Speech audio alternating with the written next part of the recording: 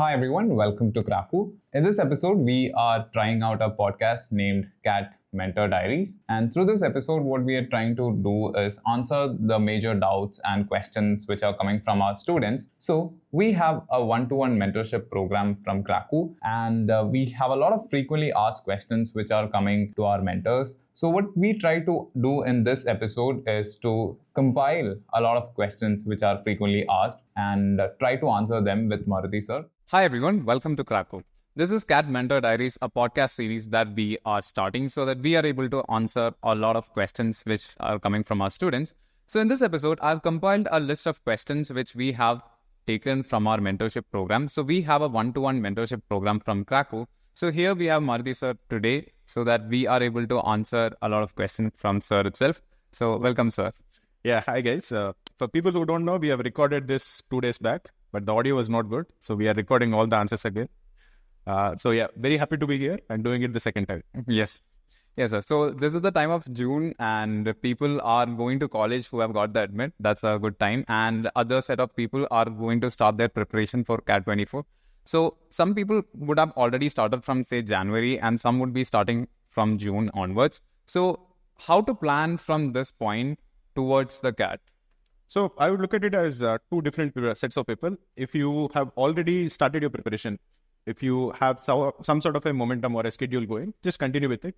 Because intuitively, you already know whether your preparation is going well or not. That is something that I've already always noticed. If you talk to a CAT aspirant, he kind of knows whether it is going well or not. So if you think your momentum is good, if you think your schedule is going okay, just stick to it. Whatever momentum you are having, just continue with it. Now, people who are just starting now, who haven't really prepared anything before, I would say the first thing you should do is go to the CAT previous year's papers, download the PDFs, and try to understand what are the kind of questions that are asked. Because before you start preparing, before you start watching any concept videos or anything, I want you to get an understanding of the type of questions that are asked. Because then a lot of myths or a lot of fears that are there in your head will disappear. So start with that, then enroll to any course. If you prefer offline, enroll to an offline course. If you prefer online, enroll to an online course. And then just stick to whatever schedule they're providing. And if you finish your syllabus early, then I think you can even start taking mocks. Yeah. But having said that, I don't want to sound wrong. Don't wait for you to finish your syllabus before you start taking the mocks. That's one very common question: when to start the syllabus, when to complete it, and when to start taking mocks. So this is a common question. So people generally have a thing like, I should complete the syllabus, then start taking the mocks. So this is not like other exams where we study and then take the exam, right? So this is where aptitude is being built over the period of time. I know. So basically, this is not like, say, IIT JEE. For example, in JEE, there are some questions where you have absolutely no idea how to answer them if you don't know the concept. Yeah. Like, there is a clear issue with respect to your knowledge. Here, I feel that is not the case. Because for most of the students, the syllabus that is asked is basically your 10th maths. Yeah. Verbal questions are basically you have to read a passage and then figure out what it is. It is not that you won't understand the question. In LRDA also, basically it is a reasoning puzzle or it is a logical puzzle. Very rarely will you get a question which you don't understand at all. Yeah. You might not be able to answer it. You don't know how to solve it, but you'll understand the question. Now, if it is that way, I always feel that you have to start attempting the mocks and try to improve your performance. Yeah. And mocks, you have to look at it as a separate aspect. You should not look at mocks as the be all and end all. Yeah. You should look at mocks as an integral part of your preparation strategy. Where once you take a mock, you figure out what your strength is. Yeah. You figure out what your weakness is. What are you doing right? What are you doing wrong? And if you're taking one mock every 2 weeks, you can look at this 2 weeks as a way or a time where you bridge whatever weaknesses you have. Yeah. So taking mocks regularly is very important. I think from June, you should definitely start taking mocks. Yeah. Take one mock every 2 weeks. Yeah. So you told that we should actually start with taking a previous year paper if you have not done it before. So do you recommend it taking as a test or just PDF and looking at the question? Because we have both available. I know. So basically what you're saying is on the Cracku website, you can take the CAT previous year's papers as a mock. Yes, that is CAT 2023 you can take as a mock, full test. CAT 2022 you can take as full test. It depends on where you are in your preparation area. If you have already started preparing, if you have already taken 1 or 2 mocks, if you want to test yourself with the actual paper of CAT 2023, then take it as a mock. Yeah. But if you're somebody who is new, who is just starting to prepare, then taking it as a mock, I think will be a waste of your time, waste of the mock itself. Then download the PDF and start looking at the questions. You can look at 5 questions, 10 questions every day. You don't need to take it as a mock. So if you're a beginner, then download the PDF. If you've already taken CAT 1-2 times, if you are already midway through your preparation, then maybe you can take it as a mock. Yeah. So let's see how the preparation goes for two kinds of people. One is someone who is in their final year of college, and other one would be a working professional. So these both people have different scenarios. One thing that they don't have time, others will really won't have time. So I agree with that. I agree actually with how you actually phrased it. Okay, everybody feels that they don't have time. Everybody feels I'm super busy. Very rarely would somebody say, no, I have a lot of time. Nobody says that. Yeah. Now, in my opinion, without trying to sound like this arrogant old guy, I feel that freshers or somebody who is in their college, they actually have a lot of time. Okay. True. It is not that they don't have a lot of time. You can figure out your schedule, but at least you can get a lot of time. A working professional, on the other hand, I think has a lot more constraints. They have to go to work. Most likely these days, all of them are actually returning to office and all. So if you're going to office 9 to 6, you're busy. Yeah. Then add at least 1 hour of commute. Yeah. If you're very lucky. So by the time you actually come back home, it will be 7. In addition to it, you will have some work events once in a while. Yeah. There are a lot of commitments. Rest is important. No? It is definitely important. Yeah. So there are so many things a working professional has to deal with. Yeah. So for a fresher, I would say, I know that your ACADs in college are important. They're definitely important because that is also one of the parameters for admission to IIM. True. But having said that, you have more free time. Make the best use of it. Yeah. You won't get that kind of a time again when you start working. True. So figure a way of compromise on certain things. Okay, compromise on. There are many things in your control which you can compromise on. Yeah. Don't go to the trip with your friend. Okay, don't go to some party. Don't go to some event or the other. Yeah. You have more time. Make the best use of the time. Okay. Work ex guys, on the other hand, I think they have this intuitive advantage that normally they'll be more disciplined because I think they are going to work. They know that there is more at stake. Okay. A fresher, on the other hand, probably won't realize how much is at stake. Yeah. So a work ex guy individually, I think, will be more disciplined. At least will want it more because they have more things at stake because they will have to leave a job to do MBA. So there are so many things that they will look at. So I think they'll be more disciplined on that one. A work ex guy, what I would tell them is one thing is super important. Try to finish your preparation early in the morning. This is something that I believe in. Yeah. And for a work ex guy, because I'm already saying that they'll be more disciplined, you have to actually prove it. So be disciplined at some point during the day. If you're studying in the evening, study in the evening. If you're studying in the morning, study in the morning. But at one particular time during the day, definitely study. And I would prefer it if it is in the morning. Yeah. Yeah. So whoever wins the morning wins the day is a quote which we all know. So that's what Sir also recommends. So if you're able to do it in the morning itself, in that day, you'll be relaxed, right? Yeah, exactly. I've done my preparation for the day. I'm done. In the evening, many more constraints can come up, like any other things. No, your mental health also all across the day will be very good. Yeah. By 10 o'clock, you feel that the morning is productive. My day is productive. You do nothing else. But by 10, if you have already studied for 2 hours, you feel, this has been a productive day. I have been actually pretty good. Yeah. On the other hand, if you plan to study in the evening and then some event comes where some friends are meeting, then from the morning till the evening, it is bugging your head. You feel that I want to go to that get together, but I also have to study. What should I do? So your entire day, you'll be in that dilemma. Yeah. So I would say study in the morning, get it over with, and you'll feel very good throughout the entire day. Yeah. True. So we have looked at it through a broad perspective, right? So let's go into the actual thing, day by day thing. So some people, we have got a question whereby I am not able to do on a certain day I skipped, and this has become like a backlog over the period of time. So I have like 3 daily tests to be completed. It's left over. Now, if I go to do that, I'll not do today's. Yeah. And I feel like there is 3 left. I don't feel like doing the 4th one. So these things happen, and how should we go about it? And also, some people have told that I'm taking 1.5 hours to view a video which is 45 minutes. So this generally happens. They need to pause, write down. So this will take time. So people are like, will this affect my performance? Okay, see, if you are looking at backlogs, what I would tell you is one thing, okay? You have to motivate yourself, okay? Yeah. It is very easy to be demotivated. In general, in life also, it is very easy to be demotivated, but you should always try to motivate yourself. And you have to figure out what is the way to actually, you have to look at it as a game. You have to figure out, and you are one of the players, and you are also your own coach. You have to figure out how to motivate yourself. If you're feeling that, okay, having this mental issue that there are already 3 backlogs, and if this is demotivating you, I would say one of the ways in which you can stop it is, there is something called stop the bleed. Okay, if there's a team which is losing all the games in a tournament, what they say is at least get a draw. Okay, for a few games, get a draw and then try to win back. That is basically called stopping the bleed. Yeah. Over here also, if you're having 3 days backlog, don't make it 4. Let the backlog be 3 for a few days and then try to decrease it to 2.5. And even if you are not able to keep it at 3, even if it becomes 3.5, that also is a win. Because at least directionally, you're on the right track. True. So all of these things are essentially ways to motivate yourself. Okay. And if you're able to motivate yourself, that is fine. And nobody expects you to be very disciplined every day. Okay. Yeah. You will definitely have backlogs, but you should be able to try to minimize them and try to overcome them over a period of time. You will not be able to minimize the backlogs from 3 to 0 in one day, but at least stop the bleed and try to slowly increase it and overcome the backlogs. This is as far as one is concerned. The second question you had was about spending a lot of time with the concept videos, right? Yeah. I also feel that many people tell me that, I'm not getting any time to do daily targets. I'm not getting time to do study room. I'm not getting time to do mocks. All of these questions also people ask. I would tell them, especially students who are enrolled to the complete Cracku. Yeah. Okay.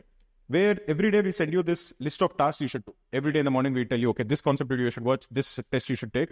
And that batch tasks are there. Those I think are the most important thing. Once you finish those batch tasks, how much ever time it takes, try to finish it. Once you finish the batch tasks, and if you have more time, then do daily targets. If you have more time, then do study room. But finish the batch task as regularly as possible. Okay. And we have also kept weekends to be fairly free. The weekends are essentially there to either take mocks or to remove your backlogs. Okay. Now, somebody who doesn't have any backlogs on weekends, after taking the mock, they can take a lot of daily targets. They can take a lot of study room tests. So use the weekends for that. And if you have backlogs, use the weekends to actually decrease the backlogs. So coming from that point, so let's look at how people should go about their mocks. So some people are like, should I complete the syllabus or start it now? Because now it's June, high time. So how would you go about it? Yeah. So mocks, like I said earlier, mocks is basically a way in which you can figure out your strength and weakness. Yeah. Okay. Mock is not something that you should start just before the examination. That I think is a terrible way to actually prepare. Look at it this way. Okay. If you are planning to run a race, okay, yeah, at some point, then you should also run a few races in the middle, right? So suppose you are planning to run a half marathon after 6 months. And if you're only running 2 kilometers every day and you're improving your speed for 2 kilometers, it won't really matter on the day of the marathon. So if you are running a marathon, you should at least run 10 kilometers once in a while. Then you'll figure out whether your stamina is holding through. You'll figure out whether your legs are hurting. You'll figure out how much your recovery time is. There's so many things, okay? To add context, recently we looked at the marathon and they had a rule which was like you have to have a 10 kilometer and before you run a marathon because they won't allow others because they cannot do it. Yeah, I wish CAT actually does it, which says you have to take n number of mocks. But essentially the way it is you take mocks to figure out where you're lacking. And then you can incorporate whatever you're lacking in your study plan. Suppose you feel that you're very good at quant, but maybe you're making very silly mistakes. Maybe it is possible that you're not identifying the easy questions. Yeah. Many times in LRDA, for example, in Dash Cat 3, okay, very few people attempted a Venn diagram set. We had a Venn diagram set, but very few people attempted it. But it is actually a very easy set. Yeah. Now, I thought why people attempted it very low, I think is because they didn't know how to represent the Venn diagrams.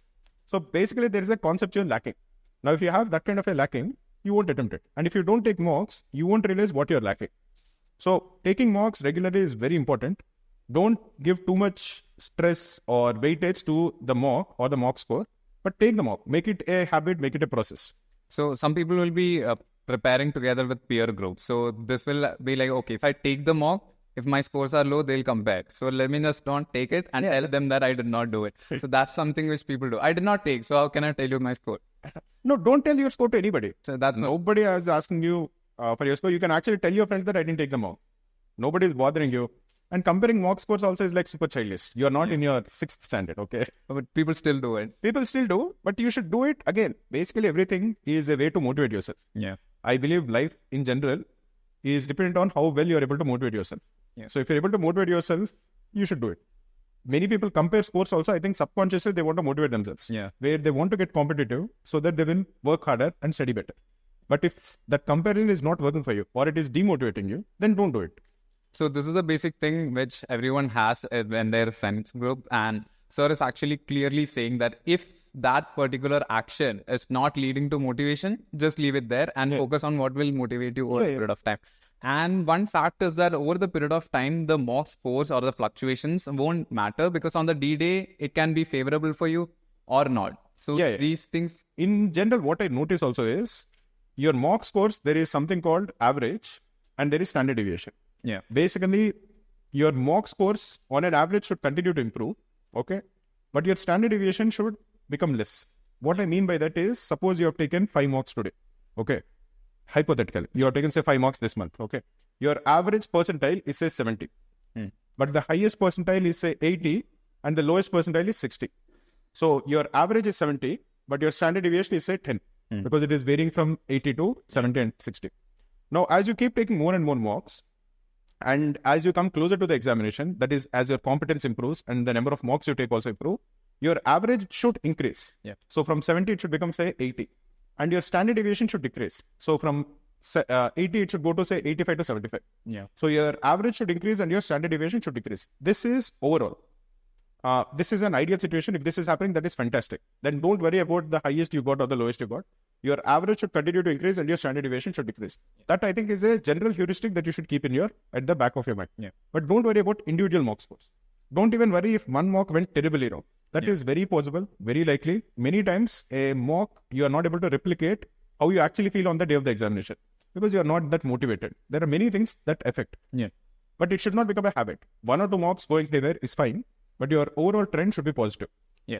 So what Sir is saying is that if we actually put it into a graph, say Excel sheet, like every individual points, and if we plot a graph, the volatility of those should be very less. It should decrease. Over time, it should decrease. The number should go up. Correct. But the volatility should go down. So that's what is there. That is an ideal situation. If that is happening, it is fantastic. Yeah. If that is not happening, it is okay. But you get the point. Yeah. So let's move on to each individual part in our exam. So let's be very specific about VARC, DILR, Quant. So if we look at individual things, so we have a lot of questions coming like how to improve the speed and performance. So let's target each section individually. So let's go to VARC first, which is the first section we are going to attack when it comes to CAT. So in VARC, most people feel is that they are not able to read quickly. Some other people is like, some other people would be like, I'm able to read, I'm able to understand the question, but while eliminating the options, I end up choosing either the wrong option by eliminating, or after elimination, I end up choosing the wrong option. 2 scenarios. So let's address the first part, which is reading speed. See, reading speed is important.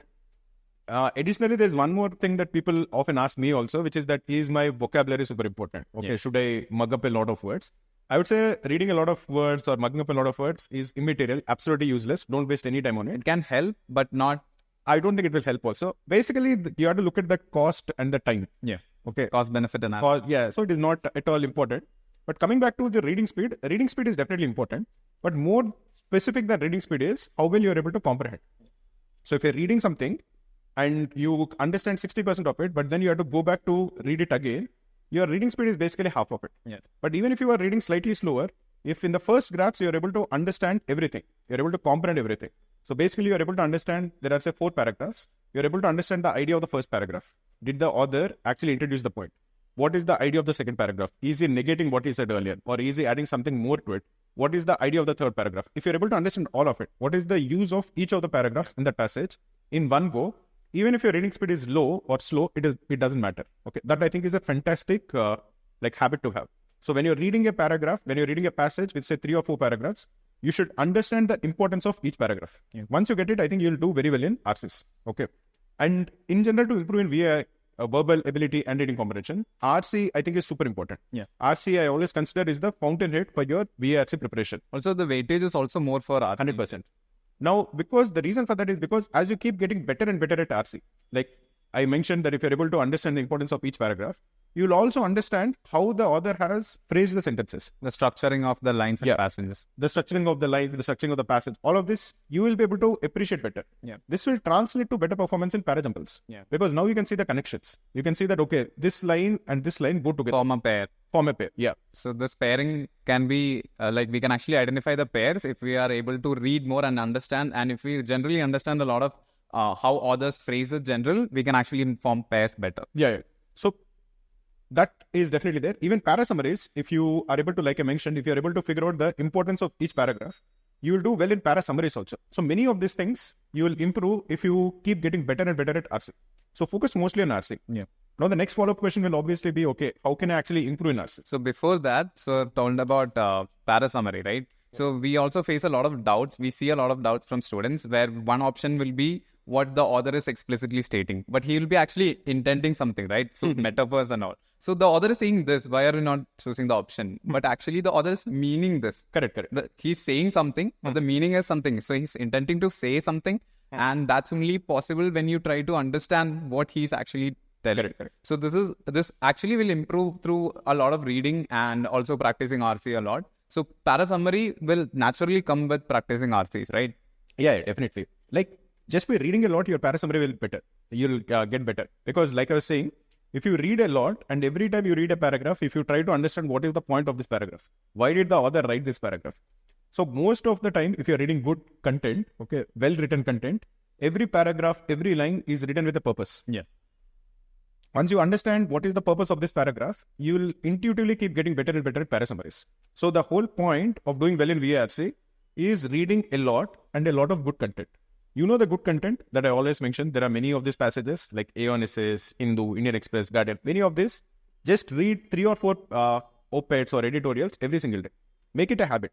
Again, habits form over time. So you should have a particular time during the day when you read these passages. True. If you're commuting in a metro, fantastic time. Okay. If you want to read when you're eating your lunch or dinner, fantastic. But have a particular time and start making it enjoyable. You don't need to look at it as work. If you make it enjoyable, you'll do it more often and you'll do it more regularly. Yeah. So reading habit is super important. You can build it over the next 5 to 6 months, and then it will definitely help you in both VA as well as RC. So let's go to the next part, which is elimination of options when it comes to RC questions. Now, elimination of options is super important in VARC. I don't think it is super important in LRDA and quant. Yeah. But actually remind me about options in LRDA. Yeah. Okay, I'll talk Sure. about that.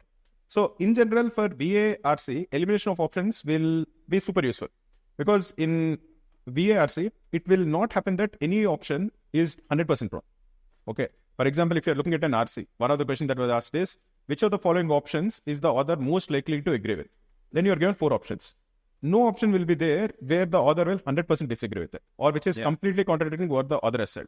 The point is, there will be first option which is 100% correct, second option which is 80% correct but 20% wrong. It can be either some exaggeration of what the author said, distortion, or some additional information, something or the other. So the second option will be 80% correct, 20% wrong. Third option will be 70% correct, 30% wrong. Fourth will be 60% correct, 40% wrong. Now, if you're looking at which of the options is correct, if you're approaching this question from that standpoint, you will feel all 4 of them are correct. All 4 of them seem correct to me. But you should look at it as which of the options is wrong. Then if you're trying to identify which of the option is wrong, then you will figure out that 3 of the options are wrong and 1 of the options is correct. Yeah. That is fantastic. But many times, an option which is very close to the actual correct answer, you will not be able to identify is wrong. Yeah. Which is still okay. If you're able to eliminate 2 options and there are only 2 options left, that also I think is fine. Just go for whichever you think is best. Yeah. So generally, you have some probability which we usually talk about when it comes to options. So let's see how this goes. Let's show the audience about this. So basically what it is many people actually tell me also, I'm assuming you also have seen this, where they feel that I'm able to eliminate 2 options, but I always pick the wrong option. That I think is just tricks that your brain is playing with you. Yeah. Okay. Because if you feel that, if you look at it from a statistical standpoint, okay, say there are 10 questions where you have eliminated 2 options. And out of the 10, you got 5 correct and you'll get 5 wrong. Yeah. But when you're analyzing them all, your brain will tell you that the 5 questions you got correct, you have actually chosen the right answer. You are great. Yeah. You have figured out which of the 3 are wrong and you got it correct. So you won't count it as some answer you got through luck. But the 5 options that you got wrong, 5 questions you got wrong, you will blame it on luck. You will say that I came very close to answering it correctly, but I got it wrong. And then you will make it a psychological thing where you feel that I'm able to eliminate 2 options, but I'm always picking the wrong one. But I don't think that is the case. Even statistically, logically, that is not the point. If you're looking at it mathematically, now suppose you have 4 options. You have no idea which of the option is correct. Out of the 4 options, 3 options are wrong, 1 option is correct. Yeah. Now for the 3 options which are wrong, you'll get -1. Yeah. For the 1 option which is correct, you'll get +3. Yeah. So if you blindly tick, the expected marks you get is 0. Because it is 3 into -1 plus 1 into 3, which is 0. Now, suppose you're able to eliminate 1 option. So there are 2 incorrect options and you have 1 correct option. Yeah. So the probability, the expected marks that you get from this will be 2 by 3 into -1 plus 1 by 3 into 3. So your expected probability or expected marks that you get is 1 by 3. Now, suppose you're able to eliminate 2 options. Then the probability that you'll get it correct is half. Probability that you'll get it wrong is half.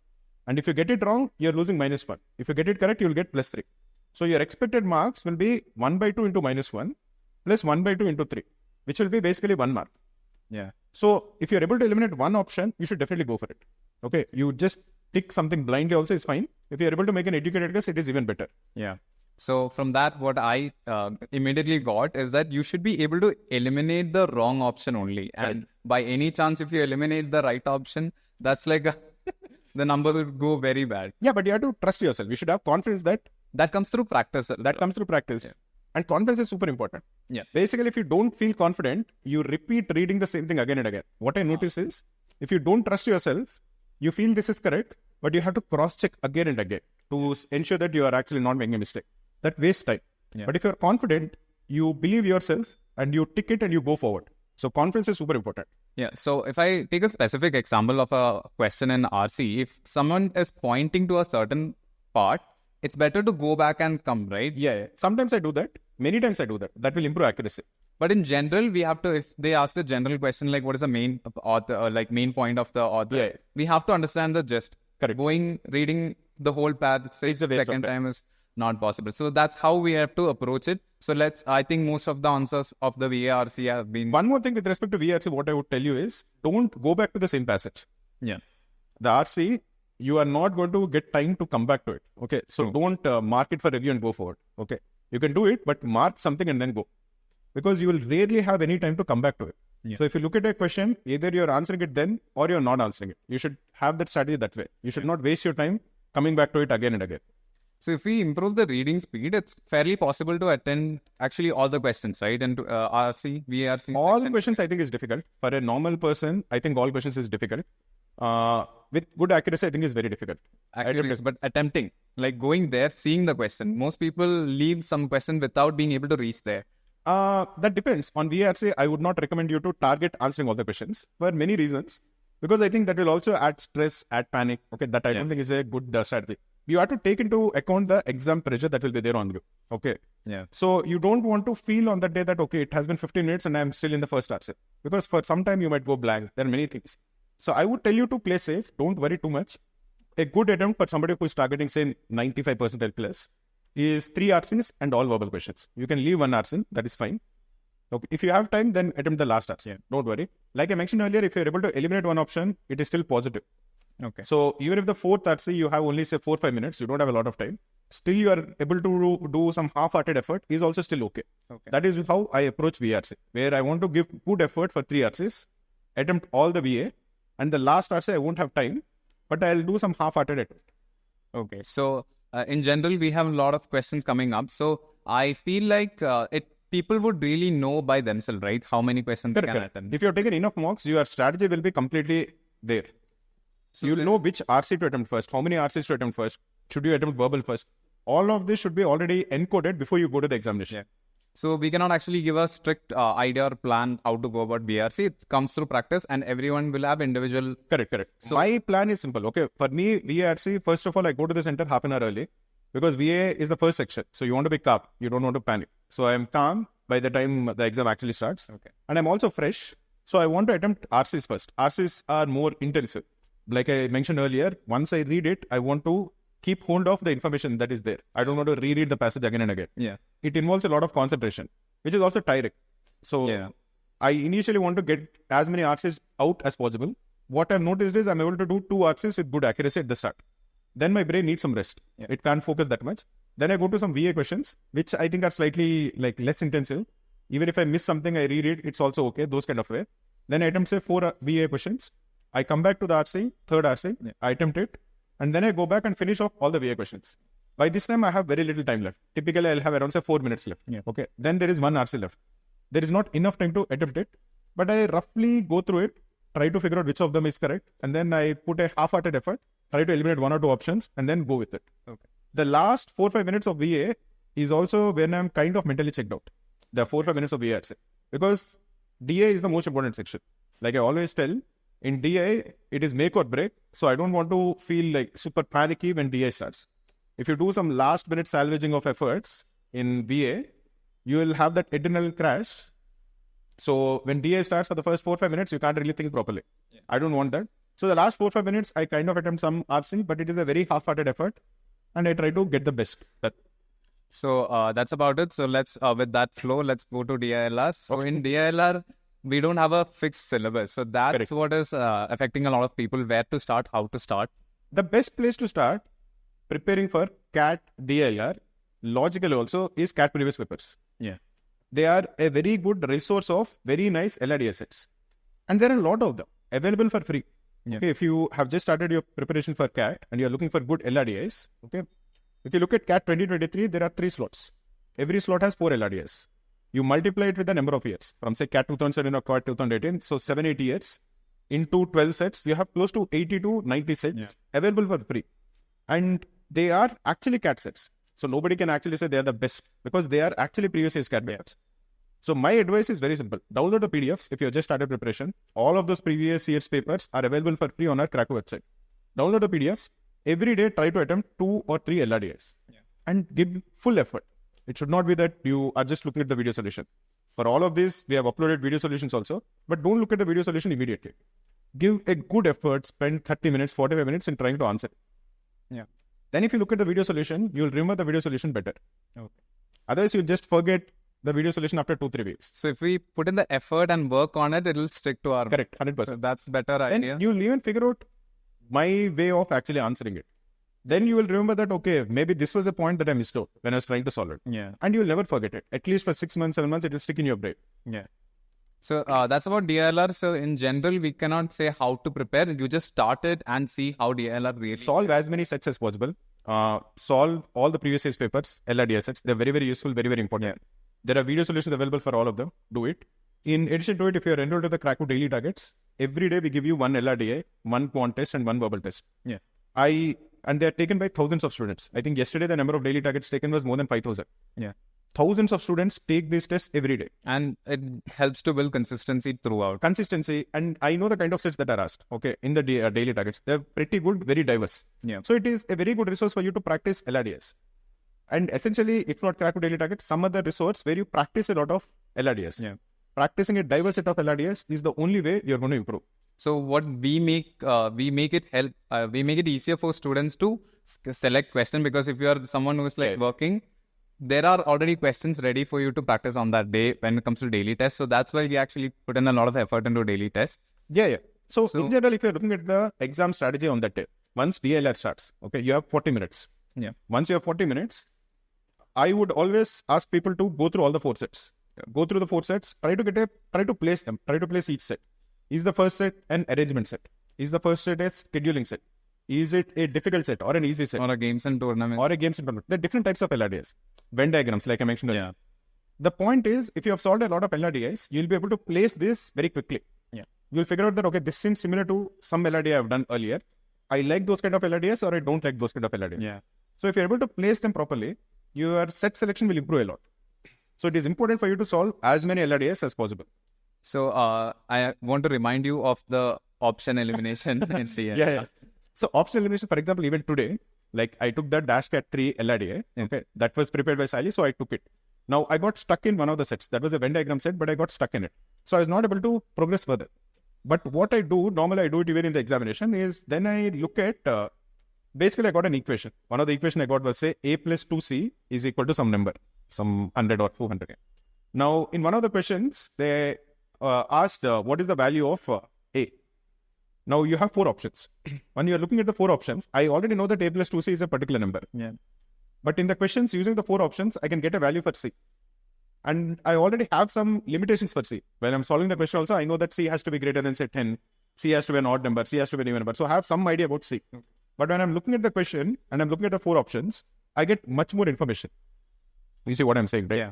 So I put the value of A as each of the 4 options. I got a separate value for C, and immediately I was able to strike out 2 options. Conditional elimination. Conditional elimination by getting more information from the questions. Now, this is a very useful strategy. I use it quite a lot in the actual examinations. This is also useful in some of the mocks. When we design the mocks also, I try to give these kind of clues, because this also is a strategy which is actually useful for you on the day of the examination. Yeah. So using the options in LRDI to actually solve the set is a strategy which many people can use. Yeah. If you have any doubts with respect to how to work it out, please comment below this video. I'll try to explain that in a separate video. Yeah.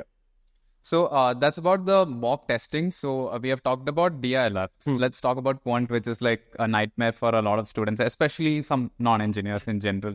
So one thing I would say is you should not feel stressed out about quant. You should not make it some sort of a mental block. You should feel that it is okay. Okay, if a non-engineer and an engineer, there's not a lot of difference. Yeah. A non-engineer has to just put in more effort. Like, to give you a random number, if they put in 20% more effort in quant, they'll be as good as an engineer. Okay. Or suppose you put in one more month of effort, you will be as good as an engineer. The reason for that is because most of the quant syllabus is basically from 10th class. It's not like you haven't seen these questions or this topic before. You have seen this. It is just that an engineer is still in touch with them. So everyone can actually identify which particular section this question has come from. Correct. So this is arithmetic, you can identify, but if you're not able to solve it, put in more effort. And it is just practice. Like I was telling you, in IIT, some of the questions you won't understand. You won't be able to place it. Yeah, JE. But here in CAT, you will understand nearly all the questions. You know exactly what is happening. You just don't know how to solve it. The point is, a non-engineer has to put in some more effort at the start. You have to probably start earlier. Yeah. If you start at the same time, you'll have to put in more effort every day. But at the end of the day, it is not rocket science. It is a fairly simple examination. Okay. It is not a very difficult examination. But if you make it a big thing, if you become more paranoid and panic a lot, you will never be able to gain the confidence to do it well. Yeah. You have to tell yourself that it is not a difficult exam. I'm going to do well. And I personally know many non-engineers who have done exceptionally well in quant. Yeah. They haven't just scraped through quant. They have completely aced quant. But one thing that I always see in each one of them is basically that confidence. Sometimes I used to ask them, okay, you're a non-engineer. How did you look at it? And they seemed surprised by that question. They never really considered themselves as weak at quant or inferior at quant. Yeah. They always felt, okay, this is the syllabus, I have to do it. I'm doing it for verbal, I'm doing it for reasoning, I'll do it for quant. Very simple. It's not as if it is super difficult for me and easy for everyone else. So when it comes to quant, some people have generally asked us, like, I have completed the syllabus, I know the sections and all, but when it comes to the question, I'm not able to answer it. But when I see the solution, it immediately clicks. So they know the concept. Yeah, the point is very simple. You have to answer as many questions as you can. You have to solve as many questions as you can in your practice. If you're not solving as many questions as you can, on the day of the examination, you will have that rustiness. You will feel that, okay, I kind of know this, but I don't know how to solve it. I've seen these kind of questions before, but I don't know how to solve it. And all I'm saying is just go home after the mock and solve as many questions as you can from the same topic. If you're enrolled to the Cracku study room, go to the Cracku study room. You'll get a list of questions, bunch of questions. You can pick the topic, you can pick the concept, solve. A heuristic I normally give is, say, in a mock, you're able to attempt, say, 5 questions out of 22. Now, the time is over. Yeah. You feel that, okay, if I was given more time, I could have solved more. How can I improve my speed? I would tell you, go home and solve 100 questions. Then take a mock again. From 5, you'll become 6. Then if you want to increase further, go back, solve 100 more questions. Then it will become 7, and so on. Roughly, if you solve 100 questions, the number of questions you attempt in quant will increase by 1. Okay. So that's about the 3 sections. So we have decoded it almost completely in general, right? Yeah. So let's move on to the mock analysis part. So how to go about analyzing each section. So one point which I want to remind you is that we have a mark for review option. And in Cracku, we generally show it as bookmarked.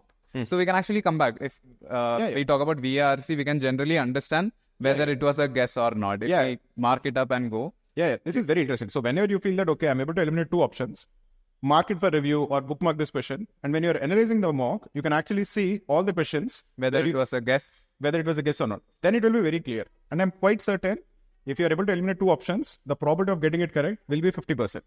Yeah. Maybe it might even be slightly better than 50% because intuitively, you kind of know which is better. So if you're attempting 10 questions, the probability is to get positive marks, right? Rather than 100%.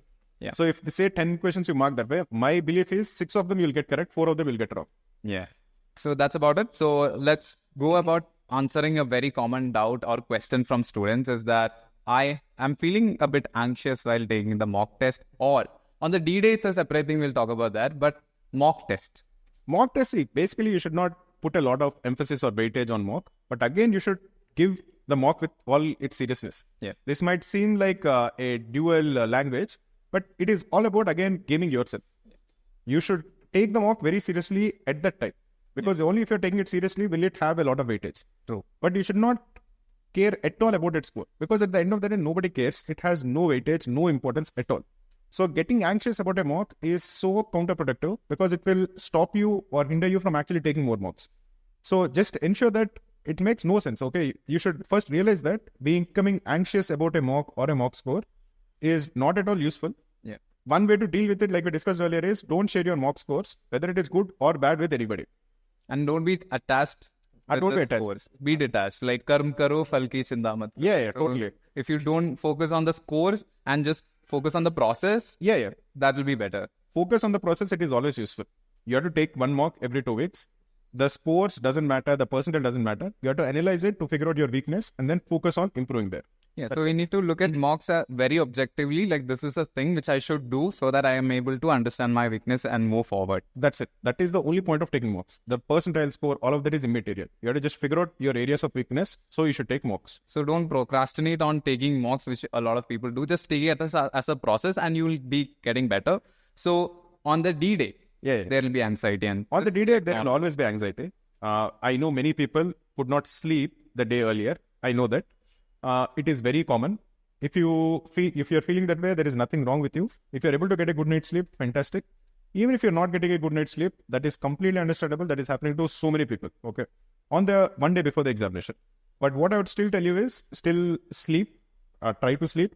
Be on your bed. Close your eyes. Make the room dark and try to rest. Don't switch on the light and start to prepare at that time. It is not at all useful. Revising formulas and all. No, all of that don't do. Just try to sleep as much as you can. Because I feel that even if you're not able to sleep properly, towards after maybe some time, you'll get some sleep.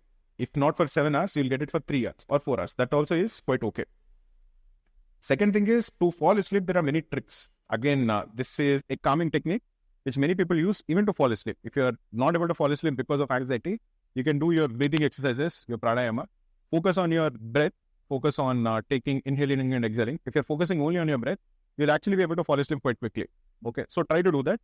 Now, use the same method even on the day of the examination, where before the exam starts, if you're feeling anxious, do your pranayama, breathing exercises, start doing yoga as a hobby, because that I know calms people down. Yeah.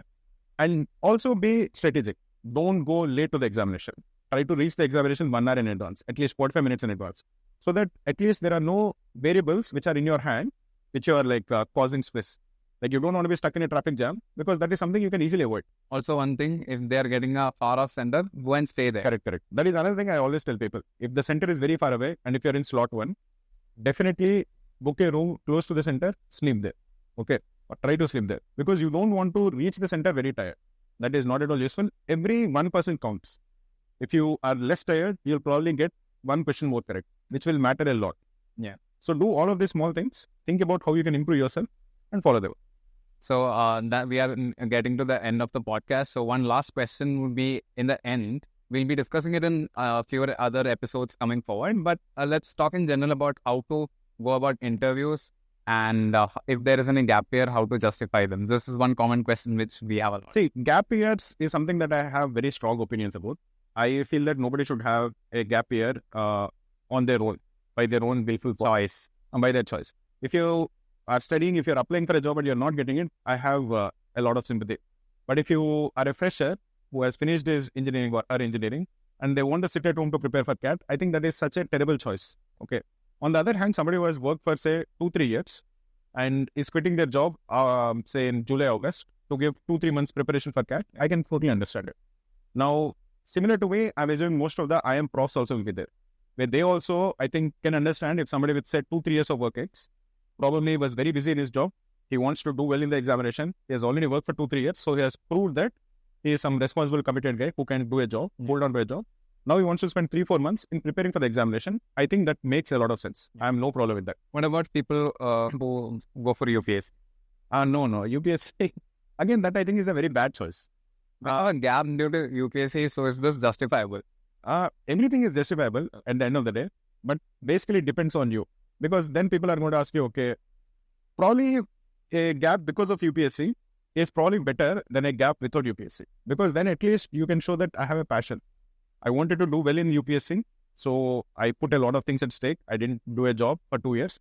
And then I was also smart enough to cut my losses. After 2 years, I realized that for some reason this is not working out for me. Now I have to do something else with my life. So if you phrase it that way, I think you can justify it. Yeah. Where you are showing that you have an inclination, you have a passion to do something. It didn't work out, you are mature enough to now prepare for CAT. I think that is fine. There is no harm with that. But I personally feel somebody who is wasting a lot of time preparing for UPSC is not ideal. Okay, so that's about it. So these are some of the most frequently asked questions on our panel. So we have answered most of them, and moving forward, we will be answering more questions from our students. We are also looking to invite some guests. So if you have any doubts, any questions, anything which is related to MBA or career or anything, you can please post in the comments below. We plan to do this kind of podcast, which is basically a generic chat without a lot of discussion or without a lot of preconceived direction. So if you have any doubts, any queries, or any topic you want us to discuss, please post it in the comments section. So that's it. Thank you. Have a great day.